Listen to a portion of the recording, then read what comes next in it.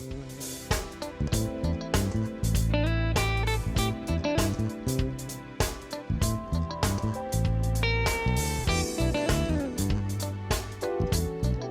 am Kenny Anderson, Director of Multicultural Affairs for the City of Huntsville, and welcome to Impact.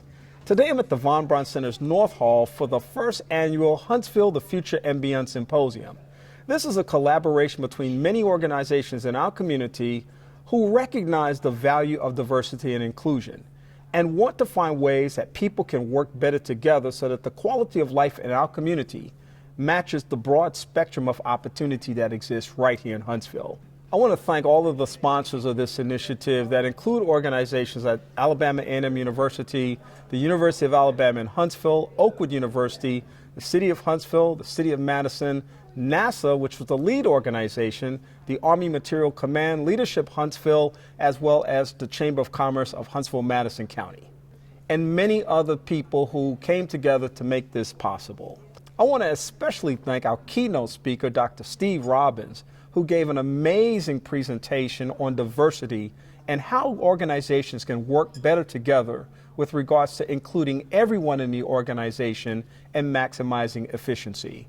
2 points that Dr. Robbins made that were especially important were that diversity happens whenever people are in a room who are different from one another. When just one person walks into the room, other than yourself, you have diversity. The other thing Dr. Robbins said is diversity is not the problem. It's the fact that people have closed minds and refuse to open them that present the problem. When you address the wrong issue, you rarely arrive at solutions for the real problem. The engineers will hear that as root cause. When you address the wrong issue, you rarely arrive at solutions for the real problem. With that in mind, let me make this statement and let's see how you react to it. Diversity is not our problem, it's closed-mindedness. Diversity is not the problem, it's closed or narrow-mindedness. When you bring different types of people in the room with different personalities, different ethnicities, color skin, different gender, different sexual orientation, different departments, civil servants, contractors, when you bring differences in the room and you have a bunch of closed-minded people, what you usually end up with is United States Congress. Or more generally speaking, differences plus closed-mindedness, the result is often misunderstanding, miscommunication, and conflict. Differences plus closed-mindedness, the result is often misunderstanding, miscommunication, and conflict. But when you have those very same differences in the room and you have a bunch of open-minded people, curious people, the outcome is usually possibilities and opportunities. But recognizing those two scenarios I just gave you, the key factor is not the differences or the diversity in the room. The key factor is whether people in the room are going to be open or closed to those differences.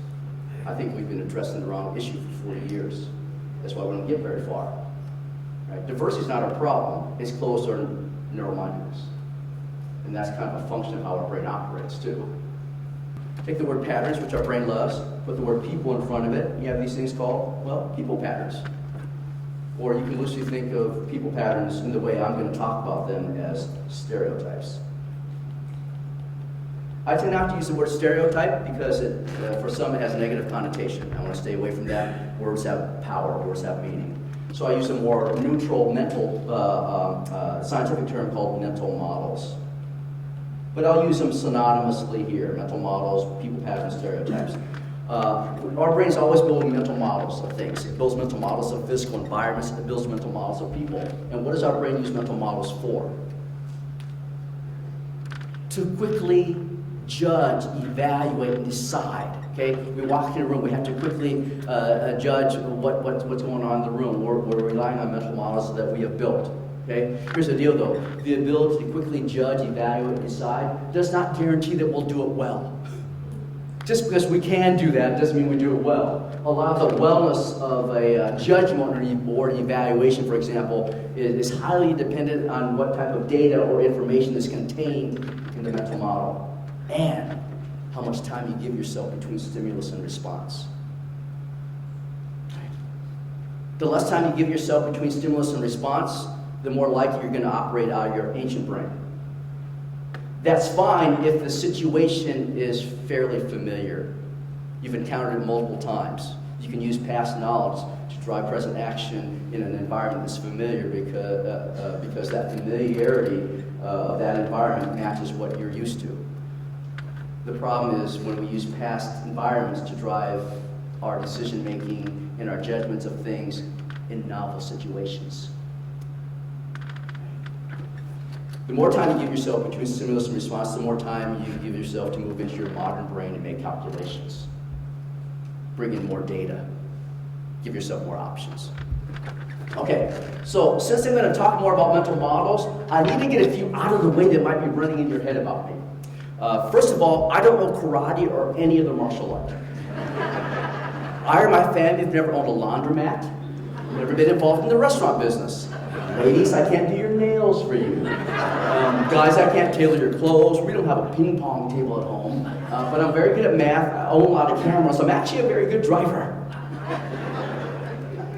How many of you recognize most, if not all, of those Asian mental models? Raise your hand. Right? It's okay to laugh, okay? When you recognize those Asian mental models or people patterns that I just raised, what's one simple thing that tells me about you without putting any value judgment on you? Oh, yeah, but not only that you're human, the simple thing it tells me about you is this, that you have those Asian mental models in your head. That's the simple thing it tells me about you. Because if you didn't have them in your head, you would have responded this way. You would have gone, what's he talking about? I don't understand. I don't get it. Why are the people around me giggling and laughing? It doesn't make sense to me. Right? That's the reaction I get if I do that in China. They go, we don't get it. We don't understand those stereotypes in China. So the simple thing it tells me about you when you recognize those Asian mental models is that you have them in your head. Then the next question should be this: how'd they get there? How did they get there? How many of you worked really hard to get Asian mental models in your head?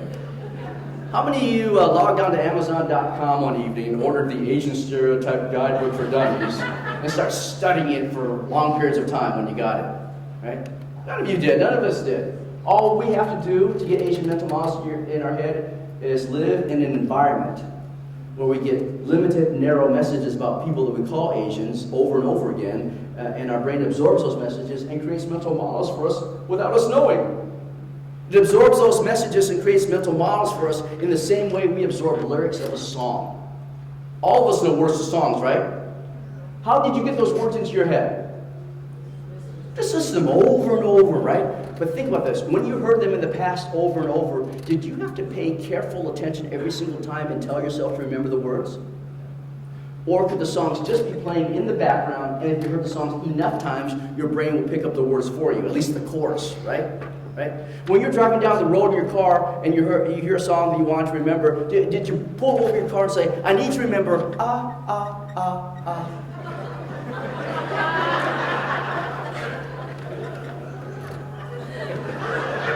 Staying Alive, did you have to do that? No, the Bee Gees got in your head without you even knowing.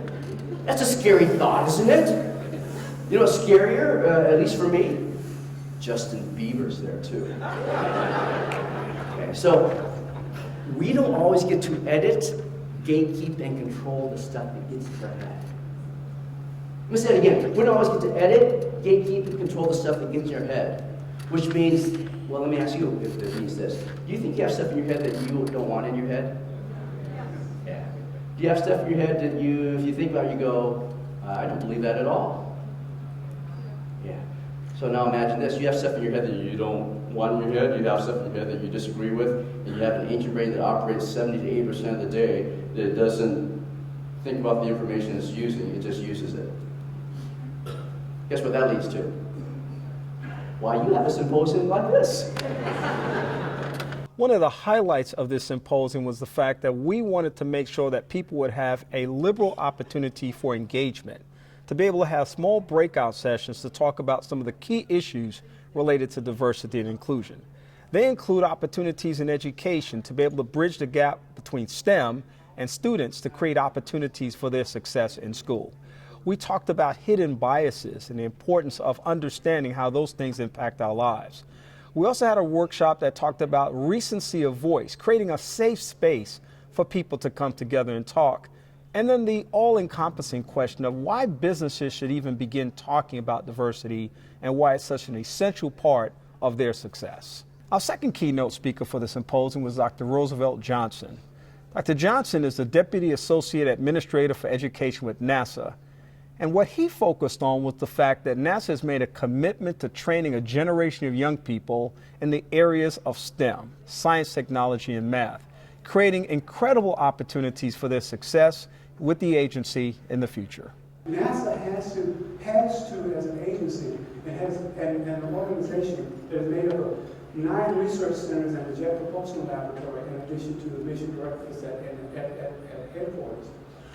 We have to find ways of working across all those boundaries as teams to technologically develop each part of whatever needs to be developed, to ask the right questions, to get answers to those questions before we do anything associated with our launch. When we start doing the shuttle, people will come up to me and say, look, I'm really sorry to hear that NASA's out of business. I didn't know that. They see the lapel pin and see me on the metro rail or train. And man, I'm really sorry to hear about NASA. A guy ran up to me on the airport once and said, man, we hate to lose NASA like that. I said, what do you mean? Something happened while I was on travel and nobody gave me a memo. We're not out of business by any circumstances. We're just now doing a different kind of business. It requires a different kind of technology, a different kind of mix of asking questions and developing technology. And that's going to require a tremendous diversity of thought. We cannot afford to have only one idea in a room when we're talking about going to Mars, when we're talking about going to other planets, or when we're talking about just going out into space, or even when we're talking about monitoring space. We can't afford to have only 1 or 2 opinions in the room. When you look at, I know all of you are familiar with the Mars rover. If you haven't seen the video, 7 Minutes of Terror, I encourage you to go to YouTube, find it. It is a fascinating video because it tells you how many complex things had to be done in order for that rover to be dropped down gently onto the planet's surface. What it doesn't tell you is that it took people from all different walks of life to develop different pieces and parts of that rover. A bicycle shop somewhere in Ohio was actually used for parts of the rover, in addition to the high-tech parts that we created at NASA. Thousands of people were involved in the concept. And when I saw that video, I thought, what a bizarre way to take an SUV-sized vehicle and drop it onto a planet. You'll find out there are so many different moving parts to that process. Parachutes, rocket propulsion, cutting of wires, all this happening and being orchestrated from Earth, from Johnson Space Center, all that happening. And if any one of those things had gone wrong, the whole mission would have gone bad. So what we did was made it look easy to send a rocket to Mars and drop an SUV-sized vehicle very gently onto an area the size of a coffee table. Easy, right? Piece of cake. So we need diversity of opinion, diversity of thought, and to come up with solutions to problems like that. It's not just the technology of how to build something. We probably don't need the same degree of diversity to build something that we need to get it to where we go into space and beyond. So it's a different kind of challenge to build something like the International Space Station. One of my favorite building achievements. The equivalent of a 5-bedroom house sitting up there 120 miles in space. When I talk to kids, I ask them what they think about it. They say, well, it's pretty cool. I said, well, have you seen us dock with it? Seen spaceships come up and slowly dock with it? They say, well, yeah, it looks pretty cool. So do you realize what that involved doing? Have you ever just opened a car door and stepped into a car? So, oh yeah, no problem. Well, if that car is going 17,500 miles an hour, is that the same challenge? And you know it's not. When you look at the Juno mission to Jupiter, 5 years, the spacecraft was on its way to Jupiter for 5 years and arrived 1 second late from the time we determined we had estimated it would get there. And when kids ask me, well, what am I going to use this math for? Well, duh. So we've got answers to things like that, but back to the diversity and inclusion aspect. We have to learn to work in teams. We have no choice. We have to work in very effective teams, and the best teams have been shown to be those that have diversity of thought, diversity of ethnicity, gender, diversity written large.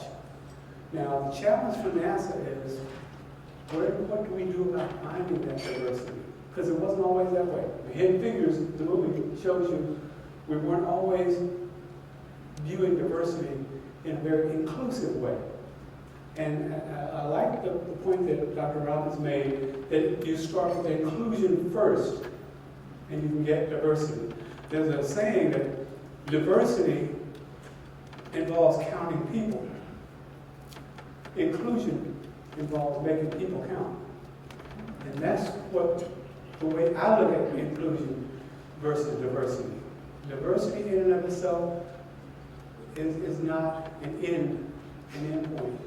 Once again, you can see from the Huntsville Future and Beyond Symposium that Huntsville is a city committed to making sure that it continues to rise to a level of excellence in all areas, that it continues in its economic development and growth to focus on issues of diversity and inclusion, and make sure that everyone has a seat at the table as we continue to have this very important discussion.